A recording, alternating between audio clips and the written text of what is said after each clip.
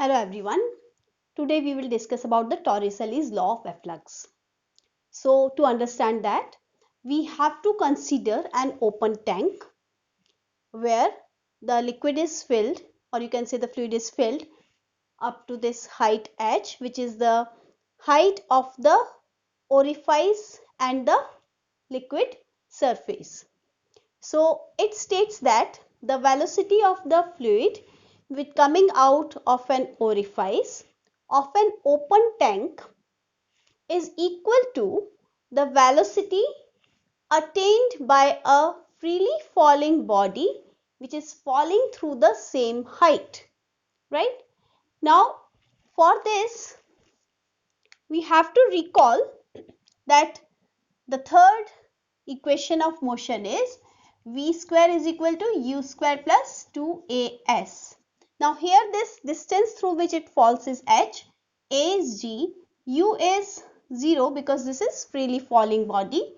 So v is equal to under root 2gh, right? So here as we will calculate by derivation, we will see that this velocity also comes out to be under root 2gh for an open tank where h is the height of the liquid surface from the orifice. So this is called as orifice or the opening. Now to derive this law of efflux, we have to consider the Bernoulli's theorem, and for that we need to draw a separate diagram. Now we will draw a closed tank.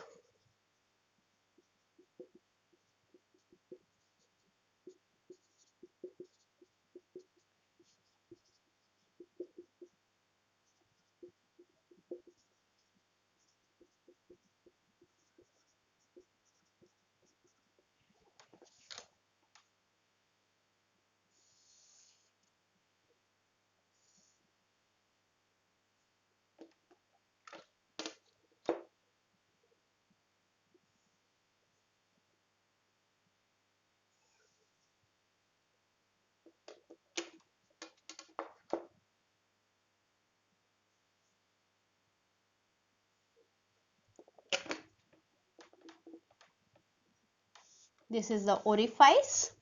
This is the closed tank. So I have drawn the closed tank. The fluid is filled inside it. So suppose this is the fluid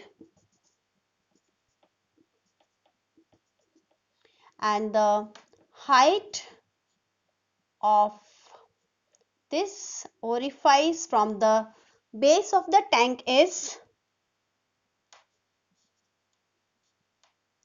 y1 and height of the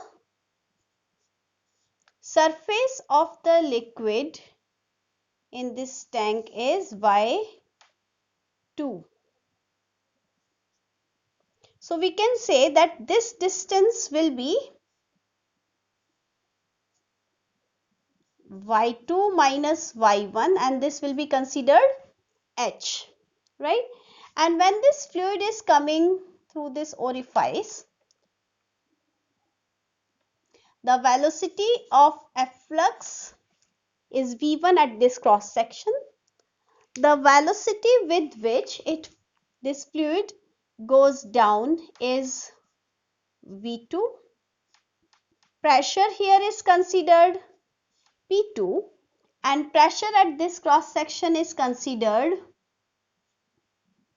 p1, which is actually atmospheric pressure because it is exposed to the atmosphere. Now if we consider that the area of cross section of this tank is A2 and area of cross section of this orifice is A1, right? So if we apply the Bernoulli's theorem here,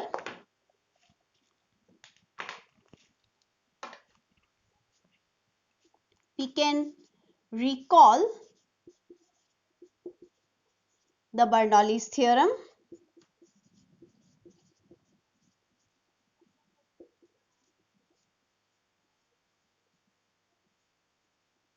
What is Bernoulli's theorem? That for an ideal fluid, the sum of pressure energy per unit volume, kinetic energy per unit volume and potential energy per unit volume is constant for an ideal fluid.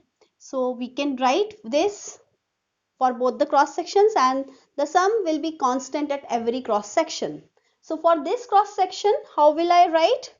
I will write P2 plus half rho V2 square plus rho G Y2, where rho is the density of the fluid filled in it. For this cross section, I will write P1 plus half rho V1 square plus rho G Y1. Right? Now, if we apply the equation of continuity at both the cross sections. So, applying equation of continuity at both the cross sections, what will we get? We know that at this cross section A1 V1, this must be equal to A2 V2 at the other cross section. Also, we know that area of cross section of the tank is very greater than the area of cross section of the orifice. So we can say here A2 is very greater than A1. Therefore, neglect A,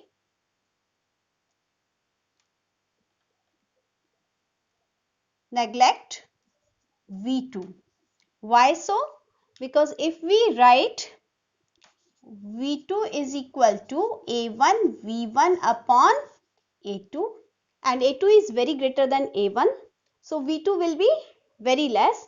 So we can consider it to be nearly 0. Right? So if we consider this as our equation 1 and put this value of V2 is equal to 0 over here, what will we get from 2 in 1? What will we get? P1 plus half rho V1 square plus rho Gy1 is equal to P2 plus rho Gy2. Now I can rearrange this. I can place this here. So P1 minus P2 is equal to rho Gy2 minus rho Gy1 plus the minus half rho V1 square. I have to find V1, right? So from here P1 minus P2 can be replaced by PA minus P if we put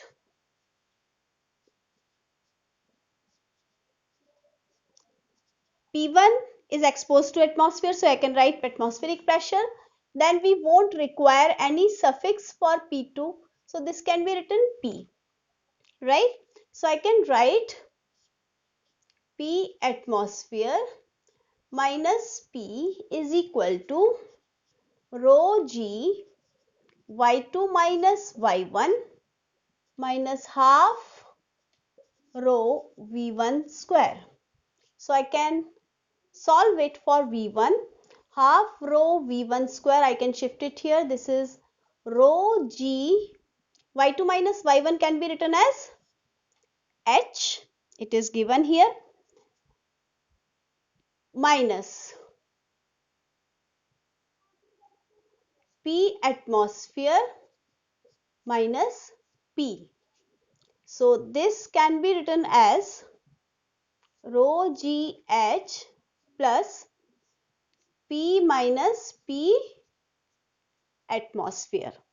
Left side we have half rho V1 square. So I can solve it mathematically. V1 square is equal to, I can divide the whole equation by rho by 2. Divide by rho upon 2. Which equation? We are considering this as equation 3. So divide 3 by rho by 2. So I can write rho GH upon rho by 2 plus P minus P atmosphere upon rho by 2, right? So then this can be cancelled and we can write down 2GH plus 2 P minus P atmosphere upon rho, and this can be kept in under root because we have removed the square from the left side, right? Now we have to discuss the cases related to this, because one of the cases is Torricelli's law of efflux. So we will take the first case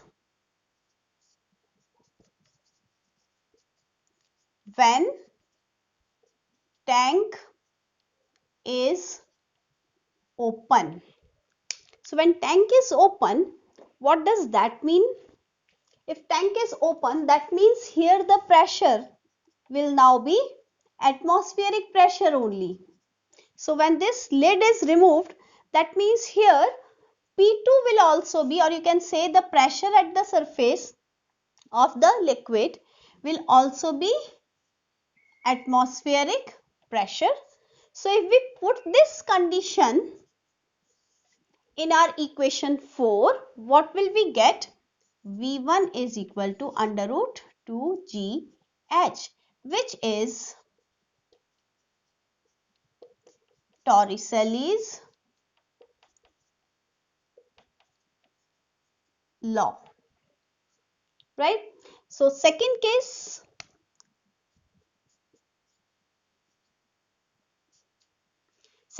can be considered when P is very greater than P atmosphere, right?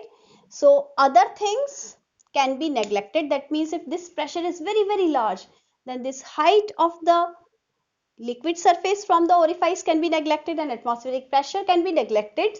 So in this case, we can consider that V1 will be under root of 2P upon rho, because here H and P atmosphere are neglected.